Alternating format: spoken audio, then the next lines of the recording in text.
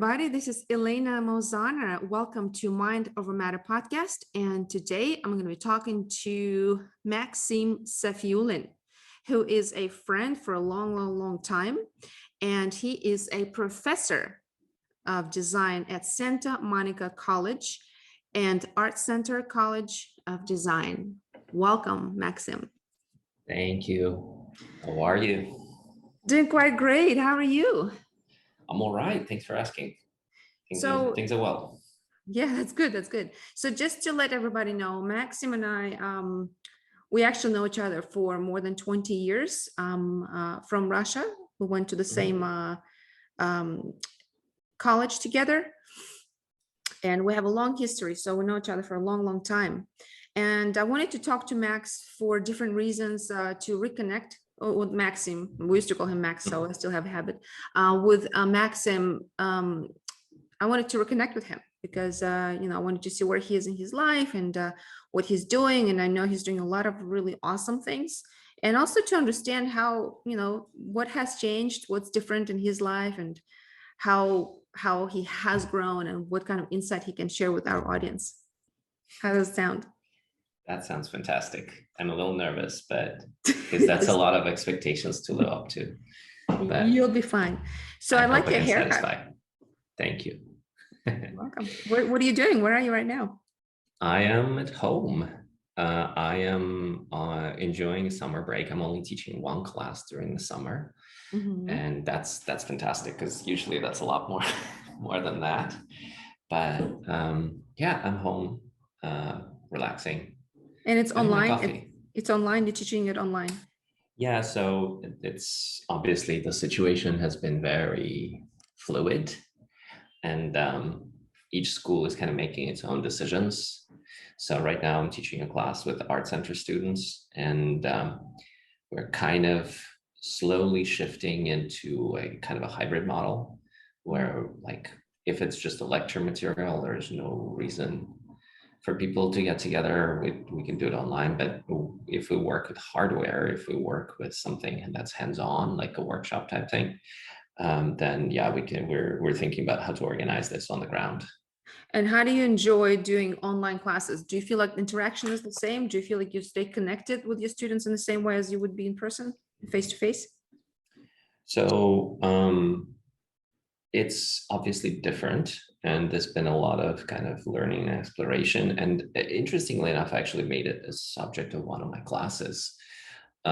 We in the spring we did kind of design exploration into the territory of like work environment for the future, right? Like, what is work going to be like, including educational work as it is. And so I think the crux of the issue, as we find out, is always about communication, how to structure communication. And I think some of the insights that we had is that on the ground communication, face to face, provides for a certain serendipity, right? That's missing online, where you can just like bump into a colleague in the hallway and just quickly hash out an idea, or just check in, or like some like those unexpected little meetings that actually grow into huge projects. That rarely happens online, if ever, right? You just don't bump into somebody on Zoom. So, but I think that there's a flip side to that too, where I think Zoom has provided for more structured communication. So one thing that we've done some research, one thing we found out is that people who normally don't feel heard in the room, and that's, I mean, unfortunately, that's a lot of women and minorities in business meetings, they feel like they're more heard because Zoom provides for a more structured and more disciplined approach for a conversation. And so it's more difficult to interrupt somebody on Zoom. I agree. So they feel like they can. I have hard time interrupting you right now. Just kidding. But yeah, no, I totally agree with that. So I think there are both pluses and minuses, and I think we're looking at this as designers, as educators, as professionals. We're looking at this as more of an opportunity to discover a new model. So then, so what I hear you say is that there's this serendipity element, which is absent in Zoom, but that's more of, if you're outside of class, right? Like if you're walking in a hallway, and in that sense, that sense of community is not there, where there's the random things, whether it's student bumping into each other, or colleagues, or other teachers. So there's the spontaneity is not there, right? For the community to have more rich experience. Yep.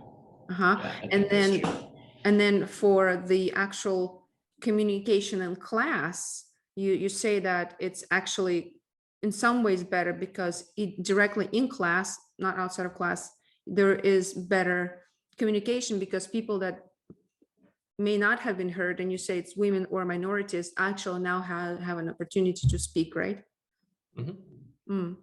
And then that's also very interesting. But also, you also mentioned that at times it's difficult to interrupt someone on Zoom, which means I have a question, which means that people that are more likely to speak, especially in face-to-face, could be speaking more, right? And you would have to find a way to, structurally interrupt them, and find a way for others to jump in, right?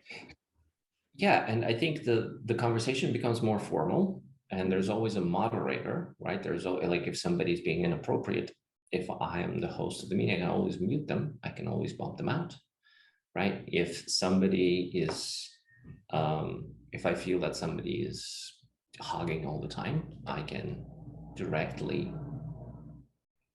ping somebody and say, like, hey, what do you think, right? What's your take here? And I mean, flip side for the students is that, like, it's more difficult to hide in the back row, because there's no more back row if everybody's on the screen. So so yeah, it's kind of like, it's more structured. And do you find grades are better, or people are retaining more and learning more as a result? No. That has not been my experience. I think a lot of people are burnt out, and and a lot of people are missing that human factor, right? The sense of community is gone, right? So we just graduated a class of seniors, and out of the junior and senior year, like of their school, right? The two years where they're actually honing their profession, the two of the last years in college, only one semester they spent together. The other 3 semesters they were online, and all of their sort of like cohort experience, all of their kind of interpersonal communications are based on their interactions during that one semester, because everything else is structured, and probably too structured for people to feel at ease with the others, because learning is always group learning, right? It's always learning from each other. So that has been challenging, and grades are suffering. I don't know if they're retaining material better. I mean, we are doing the best we can. Do they write reports? Do they have to write reports to you, or is it different learning? It's so usually the deliverables are presentations on design research, on their design directions, what they're doing, how they're thinking about things. There's critiques, which actually critiques have not suffered all that much, I would say. It's been great for design critiques. But the process itself, right? The design process is always a process of discovery, process of finding something unexpected. Yeah. And so that element of surprise, that element of finding something unexpected has certainly suffered. What does the future hold? So we hope that, that we would come back to, face-to-face. Obviously, in my practice, I have been doing hypnosis and coaching, right?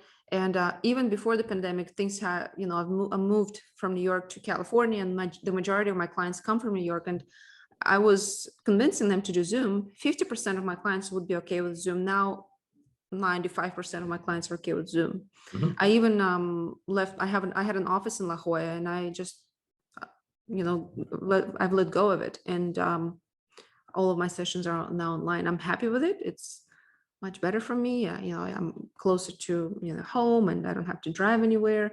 So in that sense, it's good. And I don't particularly want to do in office sessions right now, and more so workshops. Yes, I want to do face-to-face workshops, and that's something I really, really, really look forward to. What about you? What's coming So up? I mean, I don't think, I mean, again, my own personal kind of view of this is it's a bit of an uncharted territory, and we need to experiment a lot. So there's what I'm seeing first and foremost in the near future is a lot of experimentation. And that's kind of already happening.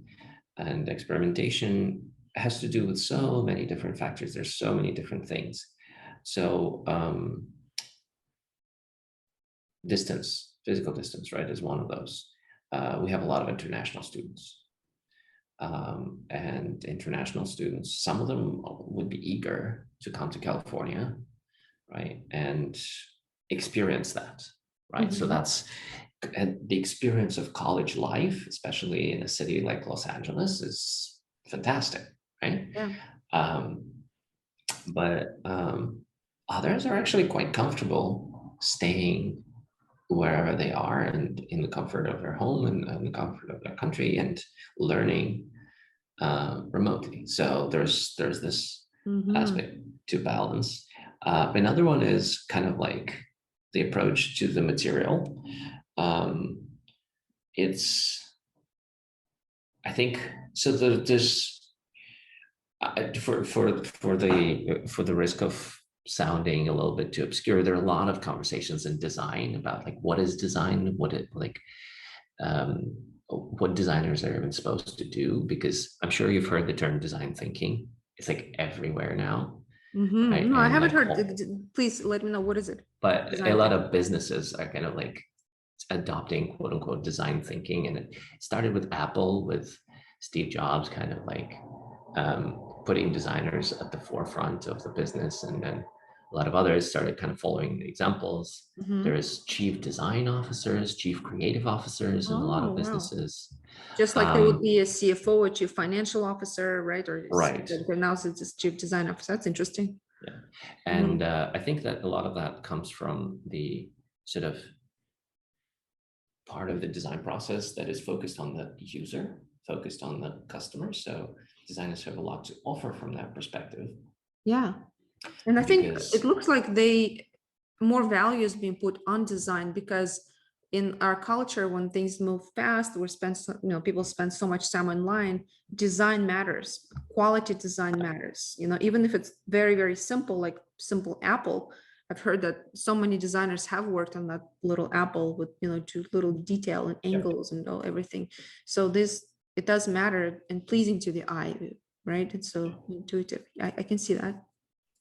so, and I mean, in part, that's actually a luxury that we can afford because we kind of figured out how to make things work, right? Now we're learning how to make them enjoyable. We already take for granted the fact that they work, the fact that things will function. And if they break, we'll just make another thing cheaply and quickly, right? So that's kind of like something we take for granted. And so now the exploration is like how to make them work in such a way that's enjoyable, pleasing, and satisfactory, right? And so that's kind of what design was about for a very long time. And now a lot of businesses kind of starting to wake up to this. And designers essentially start coming in almost as business consultants. And that's, of course, great on some part. It's from some angle, right? That's fantastic that design is taking a more prominent seat at the corporate table. But at the same time, I think that robs designers of another important aspect of what they do, and that is making, right? So making what?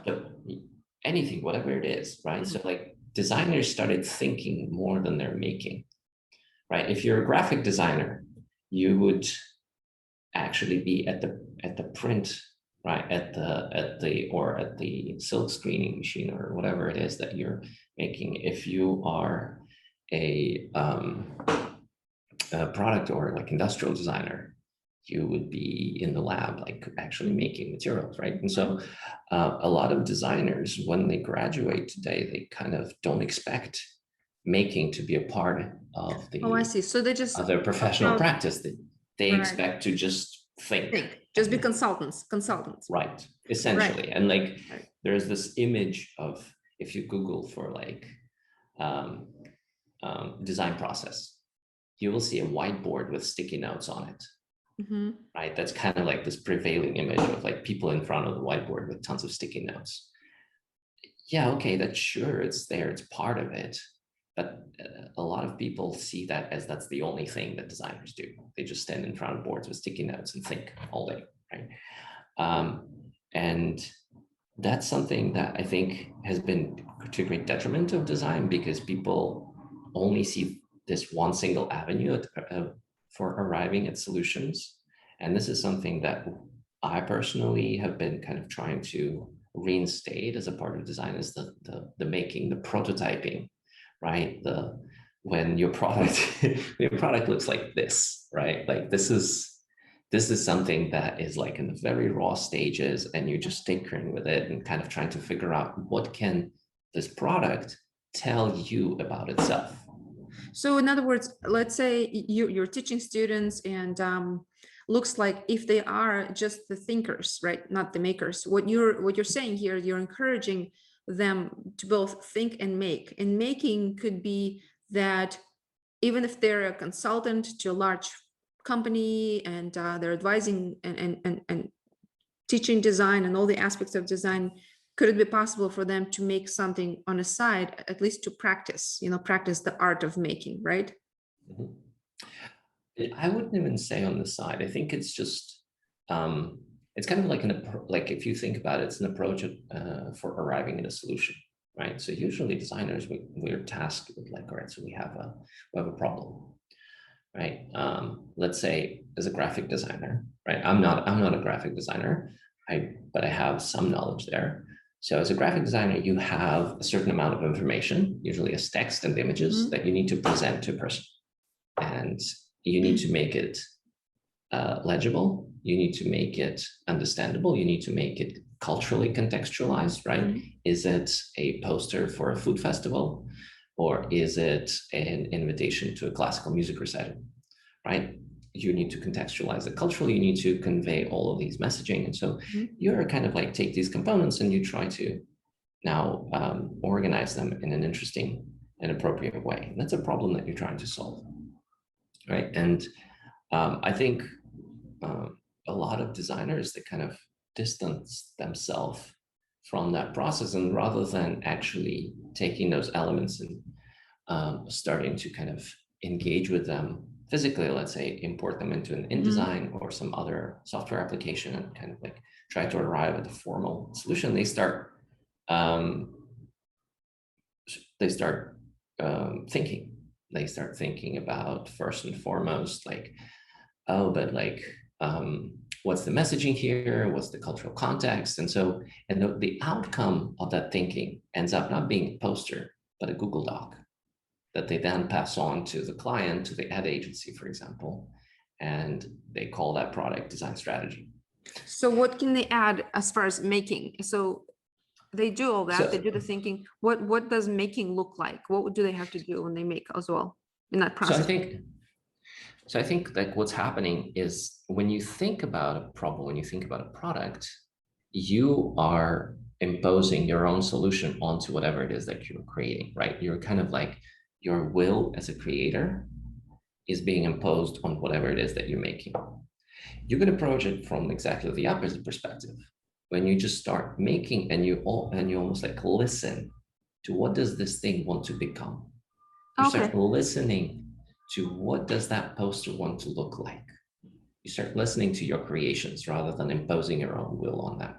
Okay. And yeah, and that's kind of like culturally very, very different approach.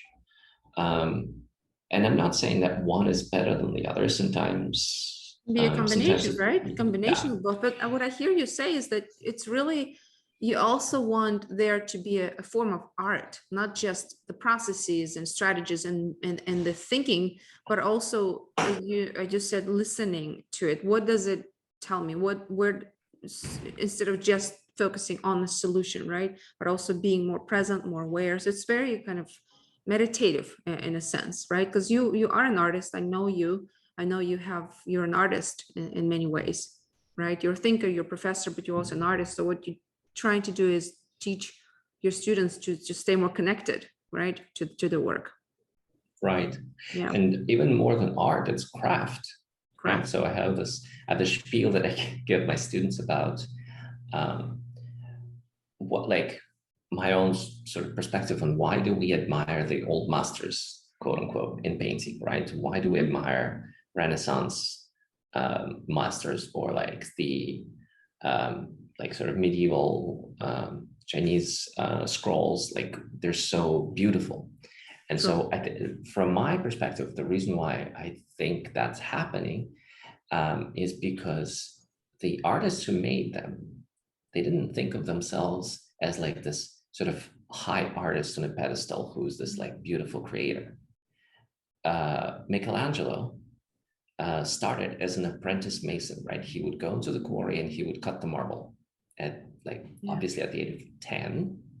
Not that I condone child labor, right? But he would go and he would start working with the material, with the marble, for years, right? Leonardo da Vinci used to crush minerals into paints as an apprentice for a very long time, and then mix those paints. And so they knew the materials so well. And so they listened to the marble, they listened to the paint, they listened to what those materials were telling them, to what Looks they like you're wanted doing a to lot become. of mushrooms somewhere after your classes. But it's good. It's good stuff. You're talking about really good stuff. Yeah, I think, and I think that really translates very well to the modern designer, right? If you know technology that you're working with, right? If you know, like, for example, as a web designer, if you know how to code, and you know what code allows you to do and prevents you from doing, and you know how to play with that material, right? You come up with a very different design and a very different approach. And somewhere in that kind of push and pull between it allowing and preventing, there's some very, very interesting and innovative solutions that you can arrive at. It's very interesting. It does look like we are all, here on this planet playing this big game, big scenario. Every one of us has their own experience and scenario. And even like there are certain narratives, cultural narratives, design trends, all websites are kind of designed similarly. Like Squarespace has its own idea about design, right? The lots of pictures, the really nice fonts. And it's been like that for a while. Then it looks like what has become popular is becoming using a lot of graphics, like Headspace website has a lot of cool graphics, and as opposed to just these awesome pictures. And I also found that some websites, really unusual websites now, have their navigation on the side, or just literally like 3 words for navigation that are not necessarily up on the top. It's really unusual. You look at it and you're like, this is really, really different. It doesn't comply with this general either a rule or trend that everybody knows of, and it looks like people who are connected to their work could be on the forefront of creating new forms, new forward movement into new design. Of course, others will start copying and making it a more solid, popular trend, right? But these thinkers that you're talking about are always the creatives. They're the center of attention, in a sense. Well, I mean, if you want to continue with that design, with the web design kind of analogy, a web design is a face of a business, a website, right? So if you want your business to stand out, right, it's very hard to do so if you're in Squarespace. every Squarespace website looks exactly the same. Yeah. Right? I can almost look at it and be like, oh yeah, I know how, like where how it was done, right? Because, and that actually is kind of like this inherent understanding that we as users of the web, right, we don't necessarily register deeply, but there is this kind of like on the back of our mind, we kind of like we register that cookie cutter approach, like this website looks exactly like all the other websites, right? So, and so we just pile it into the same basket of all of those websites. Yeah. But if something stands out, whether it's visually, whether it's from the perspective of interaction, and it takes very little for it to stand out. Like, for example, like one of those brilliant interaction things that made an experience stand out was Tinder, right? You swipe left or you swipe right. Like when it arrived, it was revolutionary. Yeah. And it all there is just in the gesture, left or right. And it's so right? easy. Yeah. Yeah, and it's a simple, or like another beautiful example is pinch to zoom, right? When Apple introduced iPhone, is like, it's so intuitive. There's absolutely nothing that we do in the physical world that even remotely resembles that. We never pinch to zoom anything on our table or anything in our lives. And yet it is immediately recognizable. As, oh yeah, I know what it does, and I know how. So that's a function, though. It's a function or design. It's a function and design. It's an interactive gesture, right? And it's been designed. And it's some very interesting stories behind how the gestures were designed and how they came about. But I think if you want a website to stand out, if you want your application to stand out, whatever it is, you have to come up with new ways. You have to dig deep, right, in order to fish something out. So really what you're talking about, the design, not necessarily the aesthetic, like the look, the artistic look, but also the actual design of the functions, right? Because it's not just looking at the picture like you would look at Leonardo da Vinci, which is a beautiful picture. Today we live in a different world. Design is much more than just an actual final look. It's interactive, like it's what the zoom takes you, where it takes you, what the swipe is taking you, right? So it's more of a functional design. So we talk about designing behaviors. So we design behaviors the way the system behaves, like a web app or a website or an application on a phone, how it behaves and how the user behaves in response. So we design this back and forth of behavior between the application and the user. Yeah, and we do have things like augmented reality, which hasn't taken its way yet, right? You've seen the movie Her, right? Yeah. Joaquin Phoenix. It's really an amazing film. I think augmented reality is really amazingly shown in that film. What do you think? Are we going there in that direction, into augmented similar design? I mean, yes. There are a lot of things that are happening in sort of on the edge space of design, right? Like where new technologies, new materials, new possibilities are kind of opening themselves up to designers. So augmented reality, well, I mean, usually we talk about mixed reality, right? Mixed reality is like this kind of like this spectrum from full VR, where you completely are encased and immersed in an environment, to like just little snippets where it could be like just you opening like something on your phone and pointing it in some direction and seeing like a little character run around, kind of like what Snapchat does, right? So there's like this whole spectrum of mixing artificial reality with,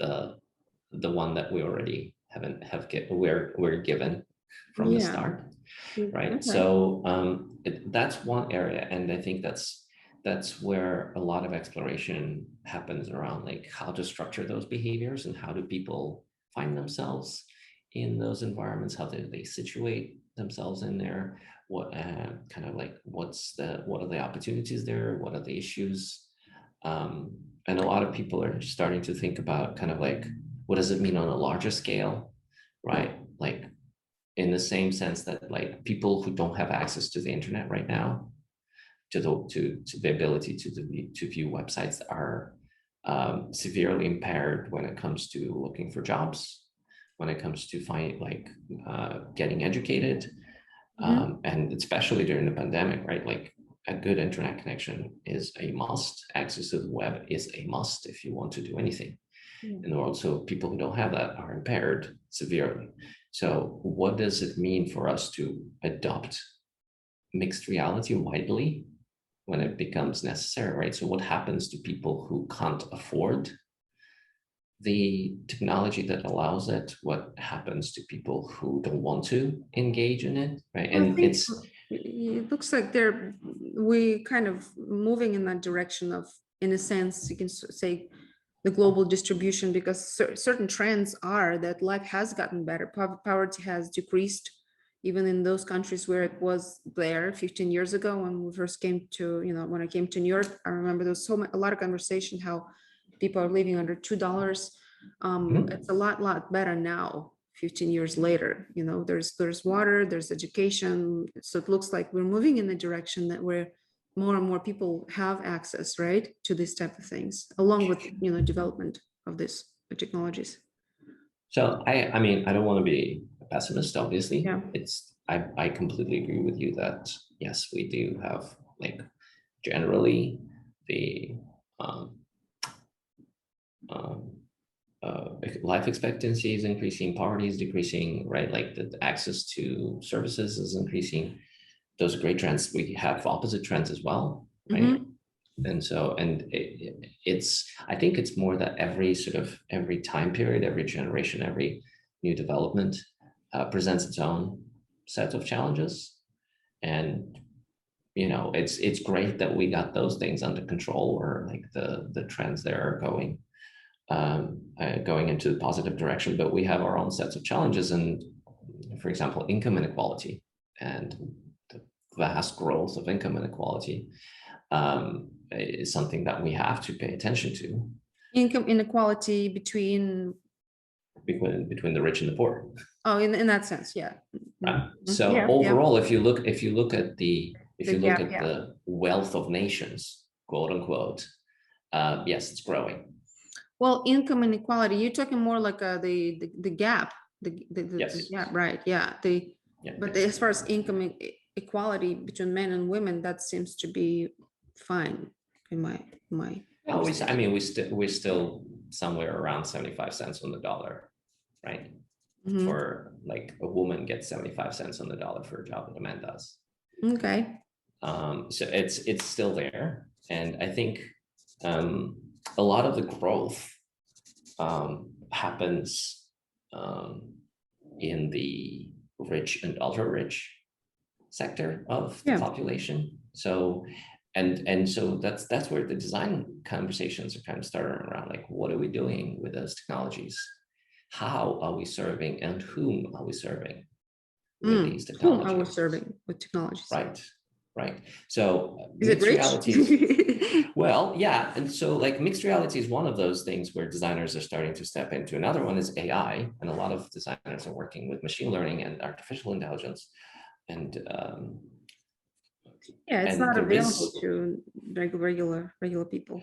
I mean, it is, but it sounds like it's not. Right. And so, and it almost feels like it's intentionally sounds like it's not, because I teach my students about how to work with machine learning, and it's not difficult. Some of my students do it on an undergraduate level, right? They work with machine learning and they find their way into it.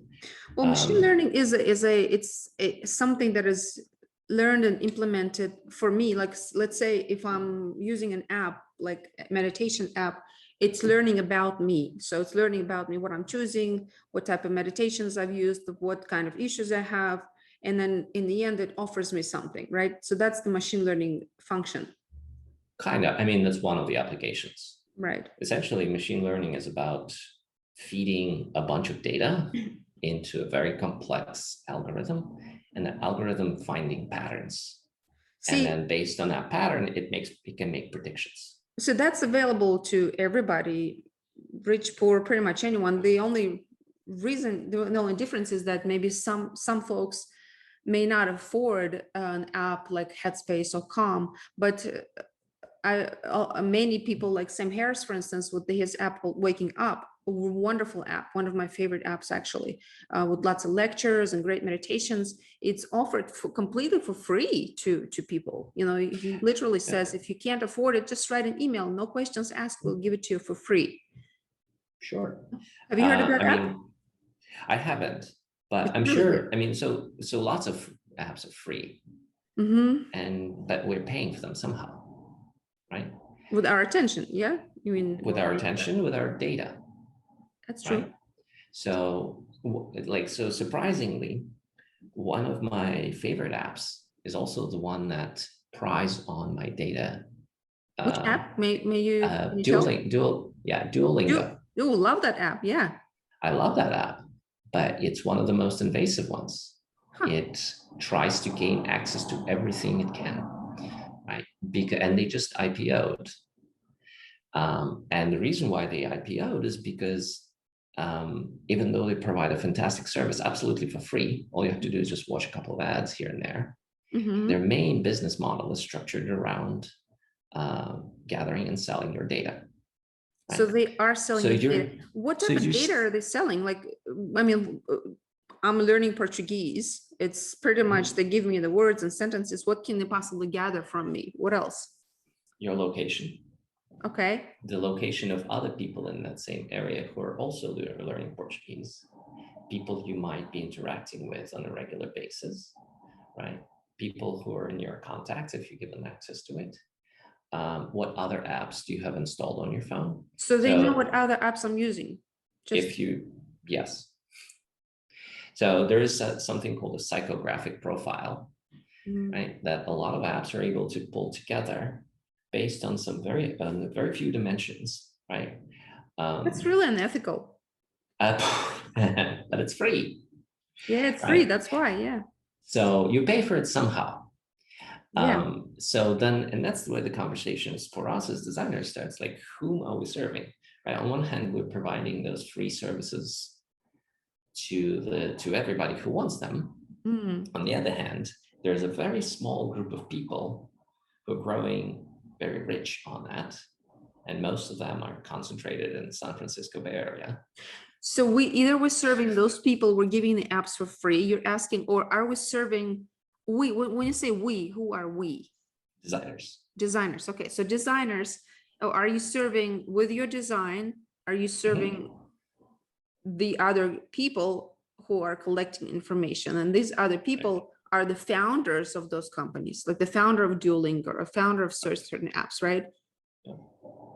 So, I mean, just for the lack of a better example, Facebook is designed. They have a very large number of designers on their team, and it works the way it was designed.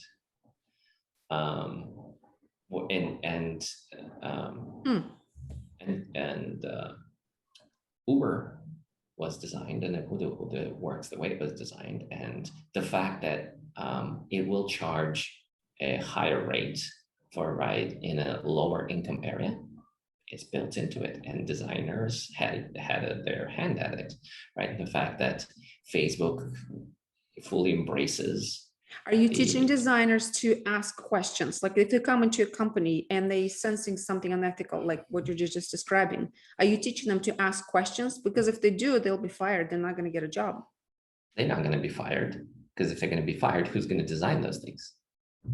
They hire another designer who's not going to ask questions. And if that designer starts asking questions. So here's the thing.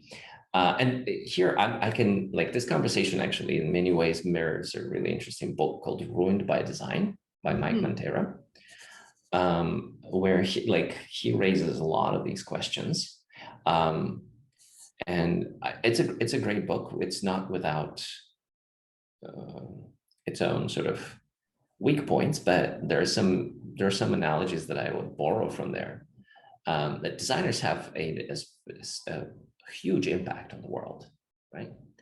because what we do as designers of digital experiences impacts daily lives of billions of people.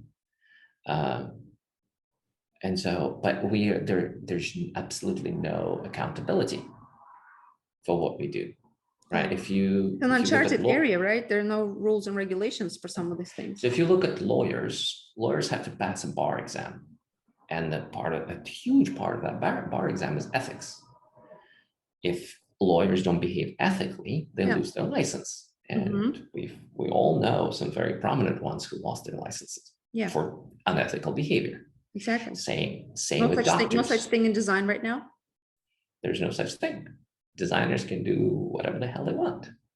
And same with doctors, right? In medical community. Yeah, there is a Hippocratic oath. Exactly. They have to take that oath, and they can lose their medical license if they don't behave ethically.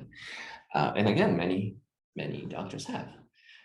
So I think it's it is definitely part of the classes that I teach. And it is new. It's new. It didn't exist before the technology, before all of these things that you're describing. If Facebook or Duolingo, taking our information, it didn't exist. So it seems like it has to be implemented. Are there any people who are thinking about it and putting these structures in place, like ethics and some code of ethics that you have to pass? Like, I don't know. There are initiatives. There are workshops. There are people giving their TED Talks about this, and but there's no structural, large-scale structural initiative for one very simple reason: it's moving too fast. So we're talking about the design of Facebook. We're talking about the design of, apps that we all know and use today: Twitter, Tinder, and so on. What's moving too fast? Sorry, what's moving? The design, the whole the field. technology? Yeah, the whole field. And all those apps were designed 10 years ago, right? Facebook 14 years ago. And by now, Facebook is pending elections and changing economies, right? And it only took 15 years, right? And that's when technology, in 2006, technology meant the web. Right now, nobody thinks about the web as technology. It's already background. Technology is machine learning. Technology is virtual reality. That's technology, right? And so that's why I'm saying that we as designers, as we start engaging in those areas, I want us to learn from the lessons of the previous frontier of technology. What are these lessons?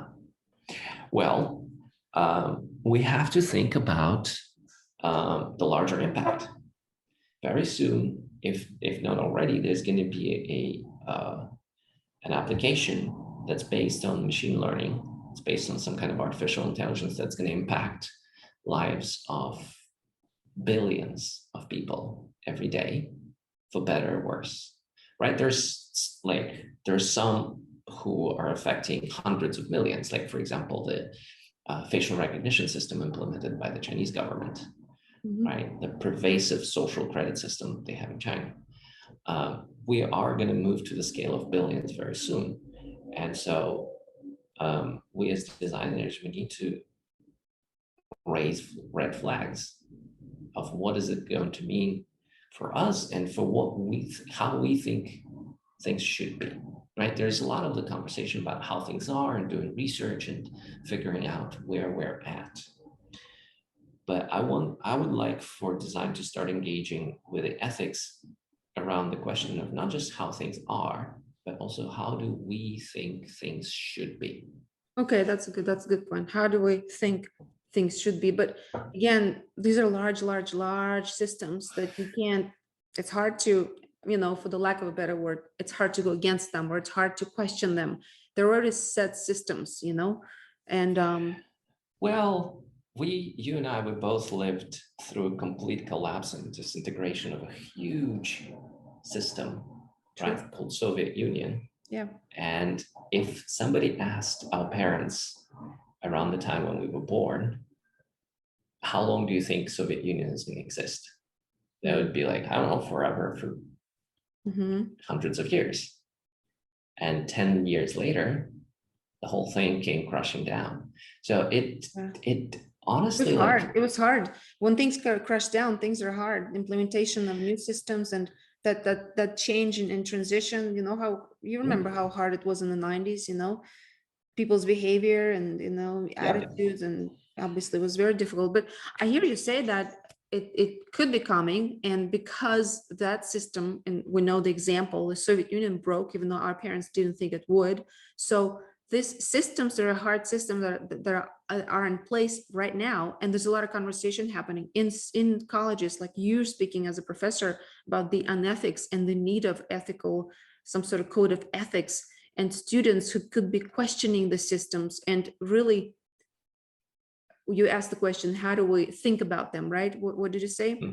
Yeah, how do we think about the systems? So when they come in, you want them to be more aware, as opposed to becoming a herd and just move with it and do as the system or the higher ups are saying, right? But really think through it. That's probably a first step, the awakening, in a sense, right? The awakening right now. Yeah, and I do think that a lot of that sentiment had been put to sleep, right? I mean, the word student was almost associated with rebellion like 40 years ago, right? Student-led rebellions were everywhere. And what I see in students today, right? My students, they're brilliant. I love them. I admire them. I was, compared to them, I was so, like, they're so disciplined. They're so brilliant. They're so innovative. I was nowhere near where they are when I was a student. But what I see is that their primary concern is how to pay back student loans. Their primary concern is to how to find a job. Their primary concern is not how to build a better world. It's how to survive in whatever world we have. And I believe that this situation too is by design. This situation has been designed, and it has been imposed on the students today as a deliberate limitation. So that, I mean, you're not going to go toppling governments and toppling systems if you have loans to pay and food to put on your table, and if you're drowning in rent and debt. Yeah. Right. Yeah, you have other concerns to think about, other fears. Yeah. And yeah. So yeah, that is a concern, but I am, for my part, I'm trying to at least tell them that those questions and those things are out there, and they should, at least every once in a while, ponder those. So interesting. You know, we've been talking for 15 minutes, and now we're just getting to the meat of everything, and I want to keep asking more and more. That's why I understand why Joe Rogan has 2.5-hour podcasts, you know. Usually after an hour, there's just like, it's all like happening. But I'm sure you and I will meet again and talk again. What do you think about gender pronouns? What are your thoughts on that? Because people have mixed views. I have mine, and I am very happy to learn anybody's. And I actually, like, that's one of the things that during the orientation in class, we have in the sort of like, you can fill out your little like personal profile online, and pronouns are part of that profile. I'm asking people for a few things: a pronunciation of your name, and if I fuck it up, sorry. Right. You can please correct me, and please keep correcting me until I get it right, because I'm stupid. Right. And so it's your name, and I will pronounce it however you would like me to pronounce it. And same as pronouns. It's your pronouns, and I. So you invite them to introduce. Absolutely. Absolutely. That's great. And this is really, in a sense, it was very unusual, of course, when it first came out, and especially, you know, I did email you about asking about Jordan Peterson, what you think of him. What do you think about? Are you pro Jordan Peterson, anti Jordan Peterson, or curious Jordan Peterson? Oh God, I don't know much about Jordan Peterson besides besides the fact that he's kind of a proponent of extreme individualistic philosophy where everything is kind of placed on the individual. And I don't necessarily agree with that. Okay. I think the power of community is certainly underappreciated, and there's much to be said about the power of community, of people coming together. You're progressive, right? Am I progressive? Yes, sure. We can call it this way. If I were to define myself, I would call myself radical in many senses. Radical? So are you like a progressive left, like radical left in a sense? Well, I don't want to say that I'm a tanky, right? That's just. But you are radical, yeah. It's just too simple. Yeah. There is we talked about systems, right? So whenever we talk about systems, we have to talk about complexity. Yeah. And I see the world as very complex. But in order to deal with this complexity, I do tend to go to the root. And that's where I say that I'm a radical in that sense, that I go to the root of things. And I try to understand where things stem from, but also want to keep an eye on where they should be going, where my moral compass. So that was my question. Yeah. So you are interested in seeing where your radical person, you're a system thinker, you see problems and you want to understand where the problem comes from. But at the same time, you want to think about where we're going, right? How do we improve things? So, and what you're doing as a professor, you are encouraging this conversation, you're encouraging students to also make, as opposed to just think, you're encouraging them to be aware and ask questions, right? And understand the importance of ethics, and also the larger systems and what they're doing. Be more awake in that sense, like an awakened designer, right? In the sense, like a sure. Yeah. Sure. Awakened, is that the word? Is it awakened designer? Woke designer. Woke designer. There you go. No, I don't like that term. It has been obviously been trivialized and sort of like. Yeah, I know. It's just, this term has been a little bit. I'm not a big fan of it. I think so. Like I talked in the beginning about making, and making is really necessary for us to be designers in order to create things. Thinking is necessary for understand what should be created and why it needs to be. Right. So there are these two things, you design something, but you also have to be aware of why you're designing, for what purpose, with what goal, and for whose benefit. Yeah, I like that. So you're a thinker, you're a professor. What are you making? What else are you making? Anything? I remember you used to make music. Are you making anything, any art when you're not working? Yeah, I mean, bit by bit, I'm a restless person and I have different interests. And so this is what usually my summers are about. I try to kind of take on some personal projects in the summer. And for a couple of years, I've been kind of diving deeper into the intersection of math, geometry, computer graphics, and visual exploration. So computer art, math art, that kind of stuff. Interesting. Tools. I am math deficient. I was horrible. I got a C in algebra in high school. It was terrible. But I think right now I'm in the process of rediscovery of mathematics. You're in discovery of your inner mathematician, Yes. It all depends on teachers too. I remember I wasn't doing incredibly well in math, but also was part of the reason was I actually I wore glasses, right? I had bad eyesight, and then people started making fun of me that I wear glasses, четырехглазый, like four-eyed in person. So I took them off, and I couldn't really see the class board or really see the teacher speak, and my grades weren't amazing at that time, I remember. But I do believe it also depends on your environment and how you're being directed by it. So you may have a mathematician in you, it just maybe it wasn't the right time or point, and I'm so glad you're doing it. Me too. And I think about math as an important science, really important.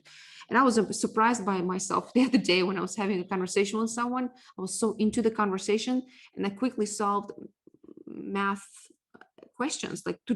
I'm like, how did I do this? I was so in tune. It was almost came from my unconscious. And then I tried to do the same thing. Like as I was started thinking through all the numbers that I'd come up with, I'm like, oh, that was very intuitive. And it's almost like there's this inner math in you, and it's just so intuitive. You can see it visually and start like figuring out those numbers. It's really fascinating. Yeah. Max, 10 years ago, I remember we were in Subway in Brooklyn. I think it was like Park Slope or something. We were going back to Manhattan. And I asked you a question. I said, what do you want to do? Like, where do you see yourself? And you said, I want to be a professor. I want to be a professor. I'm like, seriously? Like a professor? Like yeah, I'm teaching in college. I'm like, okay. So here you are. You are a professor teaching in college. Great. Where do you see yourself 10 years from now? Where are you? What are you doing? Who knows? Who knows? I have no idea.